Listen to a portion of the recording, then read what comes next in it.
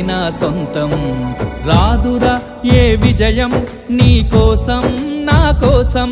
ఎటుపోదురా నువ్వు చేసిన కష్టం ఎప్పటికైనా సొంతం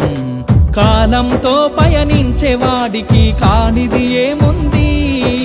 సాధనతోనే సాధ్యమవ్వునని సదాశయంతో సాగర ముందుకు రాదురా ఏ విజయం నీ కోసం నా కోసం ఎటుపోదురా నువ్వు చేసిన కష్టం ఎప్పటికైనా సొంతం